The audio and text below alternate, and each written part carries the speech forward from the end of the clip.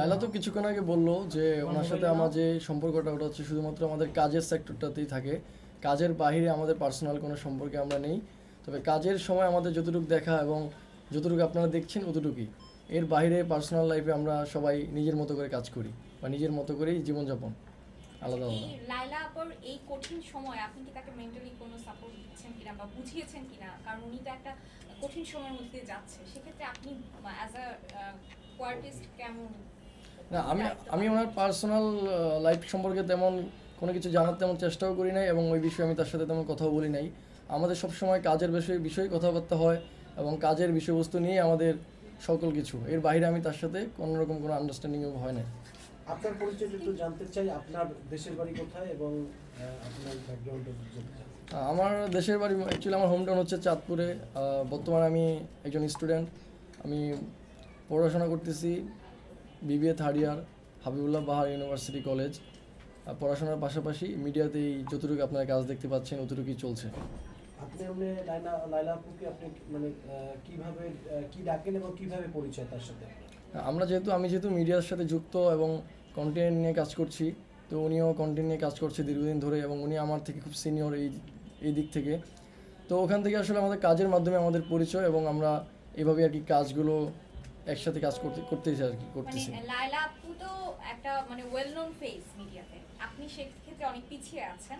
তো সেই জায়গা থেকে আপনি কিভাবে তাকে কনভিন্স করলেন যে আপনার সাথে কাজ করাতে? তার মানে সে সম্মতি যে দিল, এই সম্মতিটা কিভাবে কনভিন্স করলেন এবং তাকে কি ডাকেন? আমি অ্যাকচুয়ালি নিজে থেকে আসলে কিছু করতে যাইনি বা আমি আমার কাজগুলো রেগুলার চালিয়ে গিয়েছি। হয়তোবা উনি আমার কোনো কাজ দেখেছে এবং পছন্দ করেছে। হয়তো আমার কাজে উনি হয়তো ভেবেছে যে আমার সাথে কাজ করলে ওনার কাজগুলো হয়তোবা আরেকটু সুন্দর হবে।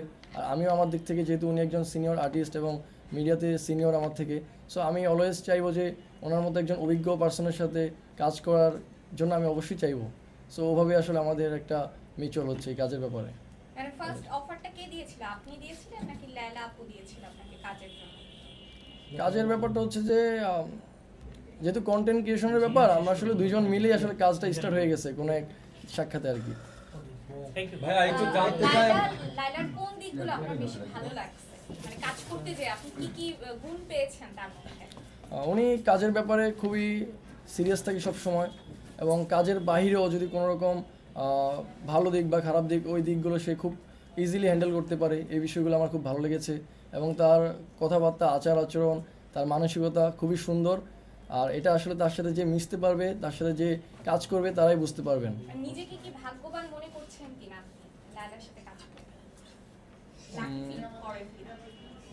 আমি ওনার সাথে কাজ করে হ্যাঁ লাকি ফিল করছি, যেহেতু আমার কাজগুলো আগে থেকে এখন আরেকটু বেশি মানুষের কাছে পৌঁছাচ্ছে এবং আমার কাজগুলো আরেকটু ভালো হচ্ছে ওনার সাথে কাজ করে। সো ওই দিকটা বিবেচনা করে আমি খুবই হ্যাপি ওনার সাথে কাজ করে। আচ্ছা, ওনার সাথে কাজ করার ক্ষেত্রে পজিটিভ রিভিউ থেকে নেগেটিভ রিভিউ অনেক বেশি পাওয়া যায়। আপনি হয়তো প্রিন্স মামুনকেও দেখেছেন যে তাকে নিয়ে অনেক ট্রোল হয়। তো আপনি এগুলোকে কিভাবে সামাল দিচ্ছেন? অনেকে তো আপনাকে নিয়েও কথা বলছে, এটাতে আপনার কি প্রতিক্রিয়া? আমি আসলে এগুলো দেখি না, প্রতিক্রিয়া নেই। এবং একটু যদি যুক্ত করি, আপনি বলছিলেন আপনি লেখাপড়া করেন, আপনার ফ্রেন্ড সার্কেলরা আপনাকে কখনো এই বিষয় নিয়ে কথা বলে কিনা? ট্রেন্ডিং মানুষ, তো লায়লা আপুকে নিয়ে আপনার দিকে কেউ আঙ্গুল তোলে কিনা? আসলে ওনার সাথে উনি কাজের ব্যাপার আচ্ছা আচ্ছা আচ্ছা। উনি যেহেতু কাজের ব্যাপারে আমার থেকে অনেক সিনিয়র, সো ওনার কাজগুলো আগে থেকে অনেক মানুষ দেখেছে। হয়তোবা ওনার পার্সোনাল লাইফে কিছু ঘটনা ঘটেছে যেই বিষয়টা আসলে আমি কখনো দেখিনি বা ওই ব্যাপারটা নিয়ে আমি কখনো ঘাটাঘাটিও করিনি।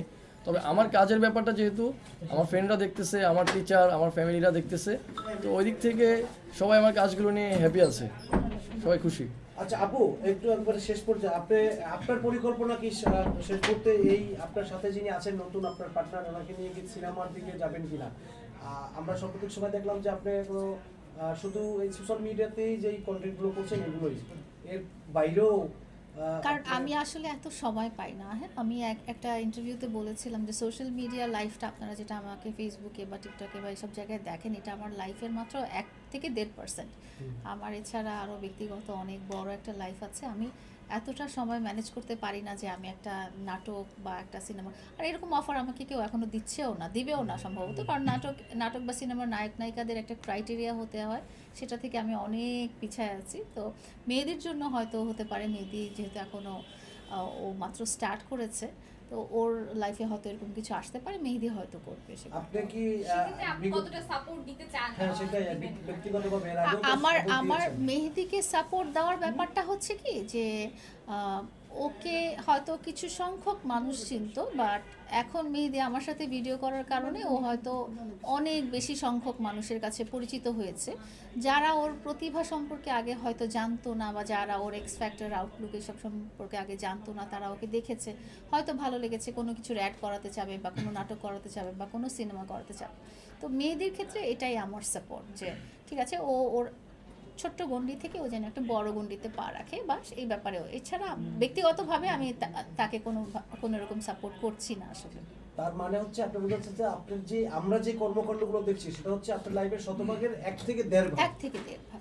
আর যেই আপনার 98 বলেন বা 98.5% এই সময়টা লাইলার কিভাবে কাটে? আমার ব্যক্তিগত একটা জীবন আছে, সেই ব্যক্তিগত জীবন, ব্যক্তিগত ক্যারিয়ার, ব্যক্তিগত সংসার, পরিবার, এসব নিয়ে, সামাজিক অ্যাক্টিভিটিস, এগুলো নিয়ে কাটে, CSR, এগুলো নিয়ে কাটে। লাইলা আগামী 10 বছরে বাংলাদেশকে কোথায় দেখতে চায়?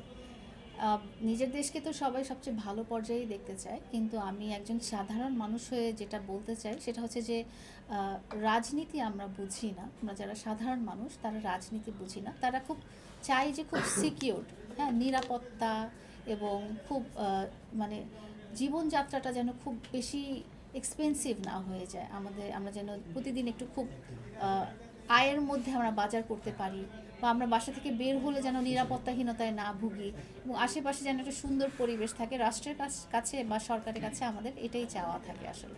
আচ্ছা,